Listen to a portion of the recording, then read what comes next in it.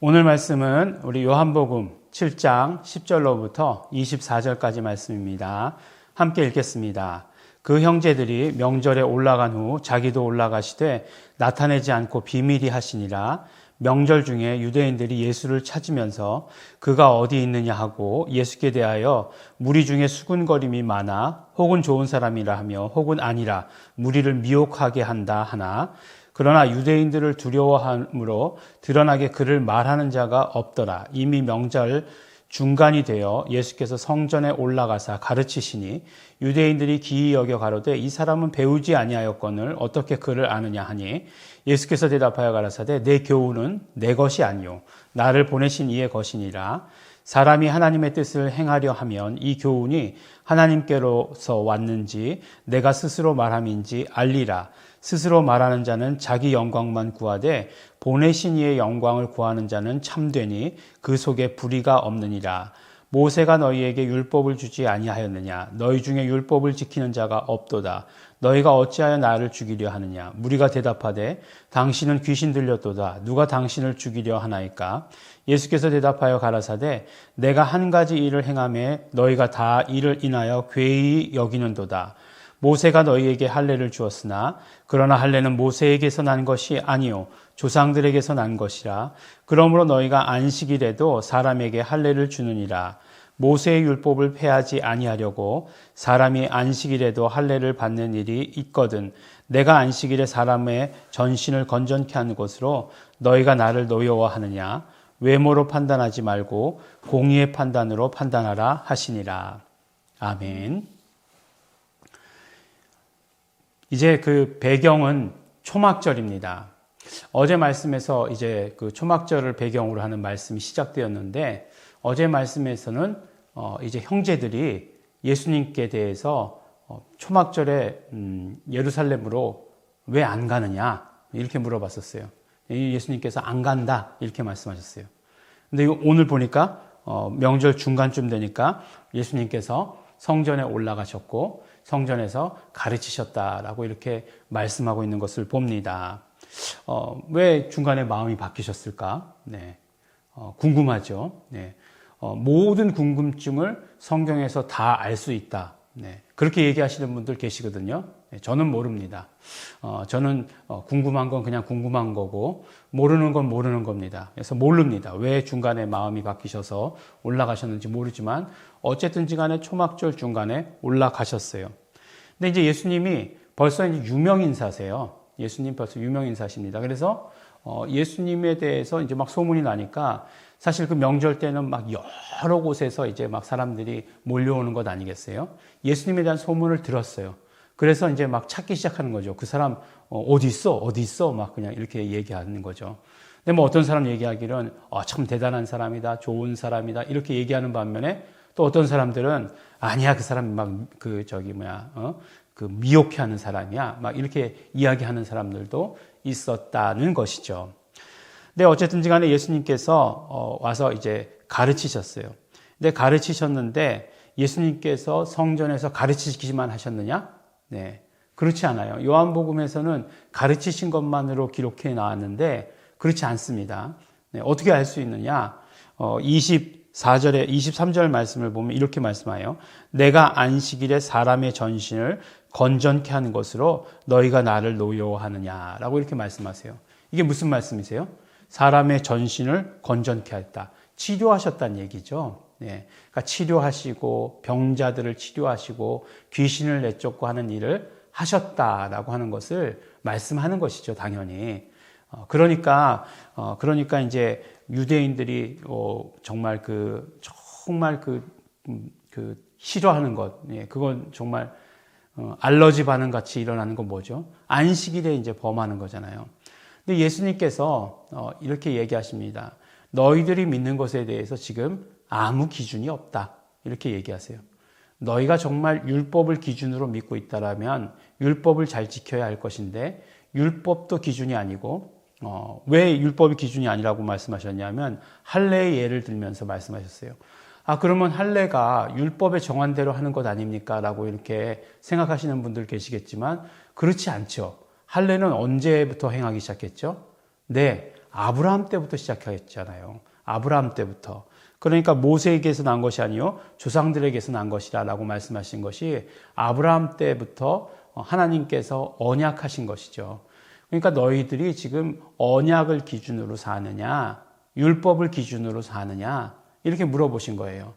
그러니까 이들이 뭐 율법도 아니고 언약도 아닌 애매한, 자기 편할 때 땡겨다 쓰는 것으로 그런 기준으로 살고 있다라고 하는 것을 그대로 이렇게 드러낸 것입니다. 그래서 예수님께서 말씀하시기를 모세가 율법을 주었어도 너희가 율법을 지키지 않았다라고 말씀하시는 것이 이런 말씀이에요. 그러니까 너희들이 그렇게 지키지도 않으면서 내가 안식일에 사람을 온전케 하는 것을 가지고 너희들이 지금 노여워하느냐, 나를 노여워하느냐, 그래서 어떻게까지 가는 거죠? 죽이려고 하느냐라고까지 나가는 거죠. 예.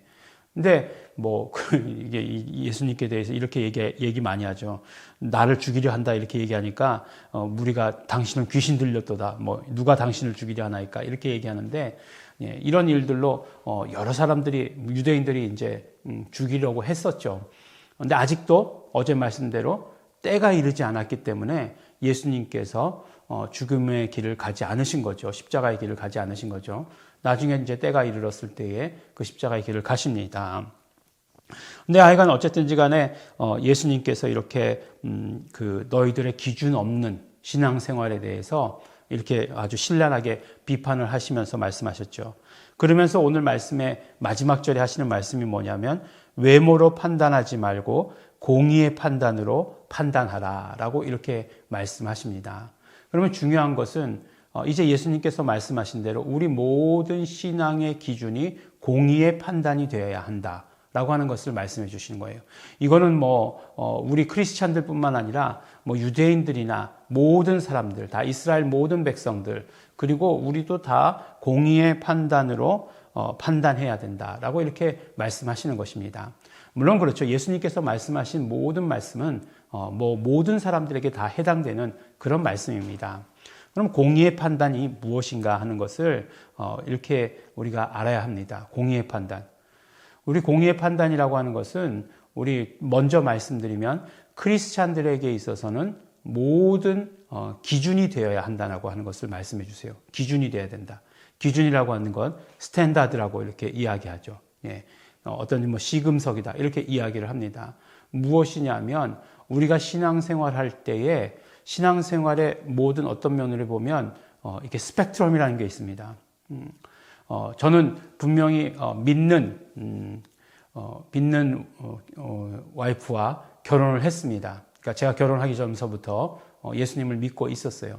그렇지만 예수님을 믿고 있었다 할지라도 이 어떤 모든 신앙의 색깔 같은 것들이 굉장히 다릅니다. 네. 우리가 아는 것처럼 어떤 교파에서는 굉장히 예배 때 거룩하게 지키는 때가 있고 또 어떤 데는 예배 시간에 그냥 굉장히 요란하게 그렇게 하는 데가 있죠. 이거 한국 내에서만 봐도 그렇지만 또 조금만 더 벗어나가서 우리 선교지 같은 데 가보면 우리 아프리카 예배 시간에 예배 중간에 들어갔다가 중간에 나왔는데도 벌써 그냥 땀이 줄줄줄 다 흐르게 되어 있죠.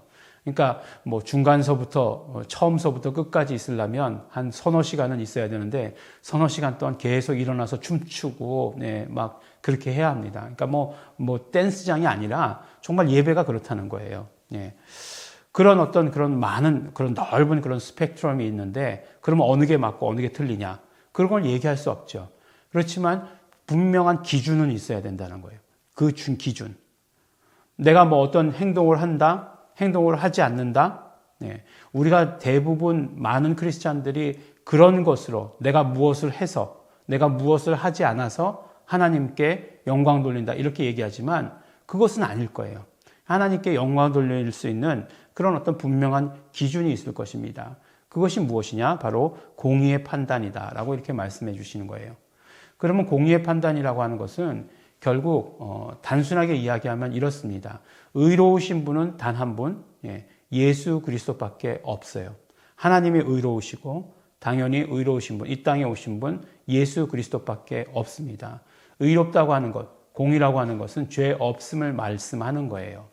그렇기 때문에 죄 없는 분은 예수 그리스도 한 분밖에 안 계십니다. 그러니까 우리의 모든 판단의 기준은 예수 그리스도가 되어야 한다라고 하는 것을 말씀해 주십니다. 예수 그리스도.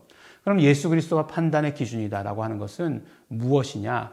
바로 그것은 생명과 연관이 되어 있어요. 그러니까 생명을 주는 것이냐, 생명을 주지 못하는 것이냐가 바로 우리에게 모든 것들의 판단의 기준이 되어야 된다라고 하는 것을 말씀을 해 주십니다.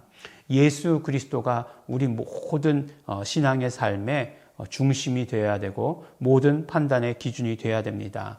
예수 그리스도가 판단의 기준이라고 하는 것은 어제 말씀하신 대로 예수 그리스도는 살리시는 영이세요. 살리시는 영이시기 때문에 생명을 주시는 것입니다.